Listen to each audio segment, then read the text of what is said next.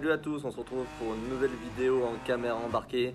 On revient sur l'épreuve de Magny-Cours. Je vous passe la course 1, on avait fait une belle remontée, on partait de la 39e place, on a remonté à la 11e place.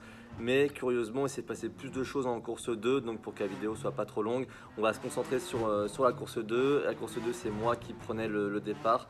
Je me suis qualifié en 13e position, à côté de mon coéquipier du jour qui était Enzo Guibert, qui, voilà, on voit la BMW à droite, qui était du même team. Et là, on s'apprête à prendre le départ. Donc, les feux passent au vert très rapidement. J'ai une bonne accélération, mais je me retrouve vite bloqué par la Porsche. Donc, là, je suis obligé de freiner parce qu'il ferme la porte. Moi, je reste sur ma ligne pour éviter toutes sortes d'accrochages. Là, je suis à nouveau bloqué. Et là, je vois une petite place, mais hop, la BMW se resserre, elle-même tassée par la Porsche. Donc là, j'ai pris le choix de couper tout droit. Encore une fois, le temps de réflexion dans ces moments-là est pas énorme. Donc, il faut vraiment prendre une décision rapidement pour pas aller à l'accrochage. Moi, j'ai essayé de couper pour éviter l'accrochage et finalement, c'est passé. Me voilà à l'aspiration derrière la Porsche. Donc on voit qu'en moteur c'est pas exceptionnel, ça vient pas très fort. Mais mon frein est meilleur, ce qui me permet de plonger. Donc en voyant ça, lui retarde également son frein sur mes restes sur l'extérieur. Ce qui moi me permet d'être à l'intérieur et d'avoir une meilleure motricité sur la réaccélération. Donc à nouveau, vu que la motricité était bonne, je suis dans le rétro de la Porsche qui ferme la porte et qui va se retrouver à freiner trop tard et un peu court-circuiter cette chicane pour garder l'avantage. Donc là, je vous laisse tout la fin du tour en caméra embarquée, comme ça vous voyez un peu ce que ça donne. Un tour de Magny-Cours dans les tout premiers instants de course, donc bien en peloton. Là, on voit que la Porsche devant, elle se monte dans les rétros également de l'Audi pour trouver sa place. Moi, à mon tour de me montrer dans les rétros de la Porsche. Et c'est un peu le jeu des premiers tours où on essaie vraiment de trouver sa position au sein du peloton. Donc là, j'ai pris une bonne sortie sur la chicane, ce qui permet de me décaler sur l'extérieur, sachant que moi-même, j'ai quelqu'un derrière moi. Donc il ne faut pas trop que j'ouvre les portes pour préparer mes sorties parce que ça peut s'infiltrer. Donc c'est pour ça qu'on voit toujours checker un peu mes rétros, parce que sur ces premiers tours avec plus de 40 voitures, c'est très serré. Donc là on arrive bientôt à la fin du tour, c'est la dernière chicane. Hop, on va voir que là ça a bien jumpé, notamment la Porsche devant, puis moi derrière, la motricité n'est pas excellente sur la sortie. Et voilà, donc c'était le premier tour de la course. Maintenant on va passer un peu dans les moments plus chauds également. Donc là on voit que je reviens sur la Porsche et que j'ai une meilleure position et que lui se retrouve à l'extérieur complètement et un peu en manque de motricité sur la sortie, ce qui me permet moi à nouveau de lui mettre la pression. Je suis blotti dans son pare-choc arrière et à nouveau il va faire un frein tard et va se retrouver à court-circuiter la chicane pour garder sa position. Hop, donc moi j'essaie de freiner tard à nouveau et de trouver le maximum de motricité sortie pour rester au contact et continuer à lui mettre la pression. Donc là on est un peu plus tard, c'est la chicane, la deuxième chicane de Magny-Cours. Donc là ça se bataille beaucoup devant. On voit que la Porsche tasse un peu l'Audi, ce qui me permet d'en profiter pour me mettre à sa hauteur, sachant qu'on avait des petits problèmes de chauffe moteur et boîte, ce qui fait qu'on perdait un peu de puissance dans le changement de rapport avec la BM ce week-end, même si c'était vraiment un des week-ends où la BM était la plus performante depuis le début d'année. Donc là on se retrouve dans une nouvelle bataille, voilà, c'est vraiment très chaud entre la Mercedes, les deux Porsche et moi en embuscade. Donc l'Audi est dépassé, maintenant on se concentre sur devant. Là je fais un petit réajustement de mon harnais, c'est pour ça que je lâche. Et on voit que la Porsche est coude à coude avec la Mercedes. Et cette bataille moi me permet de revenir et de mieux préparer mes virages. Hop, donc là la Porsche décale pour essayer de faire l'extérieur.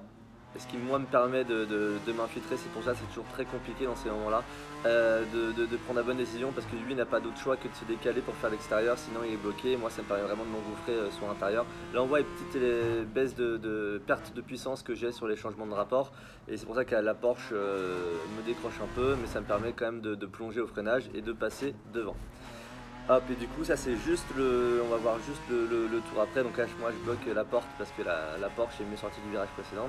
Donc là c'est dans le même tour, donc là j'ai dépassé la Porsche et je lui ai déjà mis un peu de distance, parce qu'en moteur on est un peu mieux que la Porsche. Et là on va entendre qu'il y a un premier coup et un deuxième à coup. Donc là je me prends 2 boîtes derrière et j'étais alors à 8ème position et me voilà reparti à la 19ème place.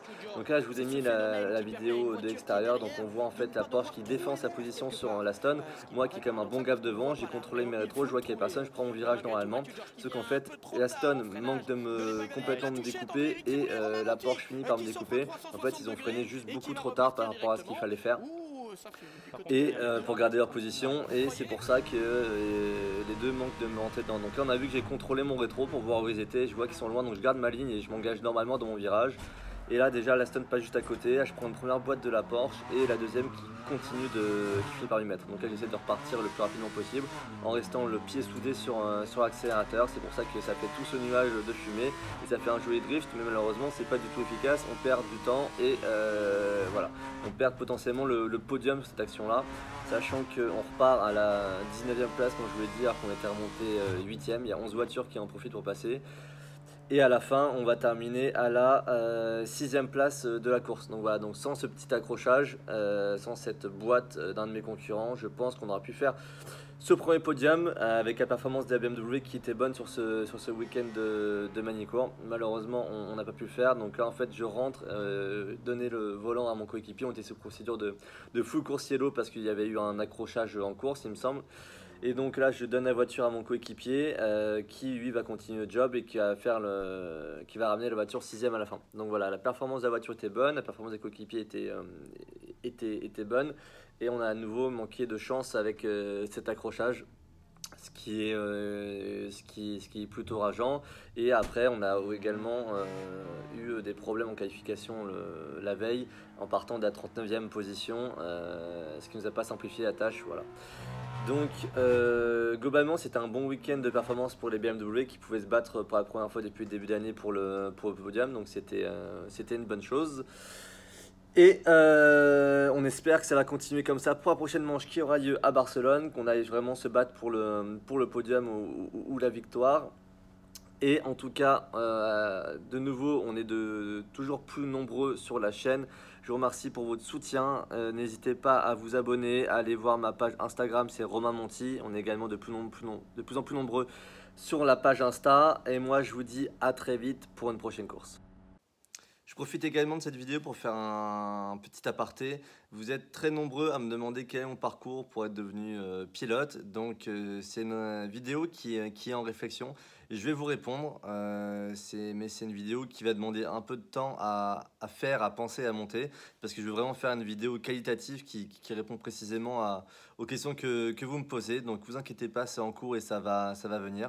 Également concernant le futur de la chaîne, vous allez le voir, on va avoir quelques petites vidéos. On va sortir du registre pur du sport automobile et on va être sur quelque chose de plus lifestyle avec des supercars, donc anciennes ou récentes comme vous avez pu voir avec Motorsport Magazine. Donc ça arrive aussi, c'est en cours, donc n'hésitez pas à vous abonner et à mettre les notifications pour voir ces futures vidéos qui, je pense, vous plairont. On a passé vraiment beaucoup de temps avec l'équipe de My Short Movies Production. Donc n'hésitez pas à aller voir ce qu'ils font sur leur chaîne YouTube, c'est une chaîne qui est en lancement également. Le prochain week-end de course pour moi c'est donc Barcelone à la fin du mois où je vais, chose exceptionnelle, cumuler les deux championnats. Donc je vais être et dans ma Lamborghini Huracan GT3 et dans la BMW M4 GT4. Donc avec la BM j'aurai deux courses d'une heure et avec la Lamborghini Huracan je vais avoir une course de 3 heures. Donc cumuler deux disciplines c'est déjà quelque chose que j'ai fait par le passé. C'est un exercice un peu particulier, surtout quand les voitures sont vraiment différentes comme ça, mais c'est quelque chose qui se fait et puis finalement ça fait 2 fois plus de roulage et passionné comme je suis si tu veux, c'est toujours un gros kiff d'avoir le plus de temps de roulage dans ces voitures. Donc merci encore une fois pour votre soutien, merci de mettre un petit pouce bleu si vous avez aimé la vidéo et moi je vous dis à très vite.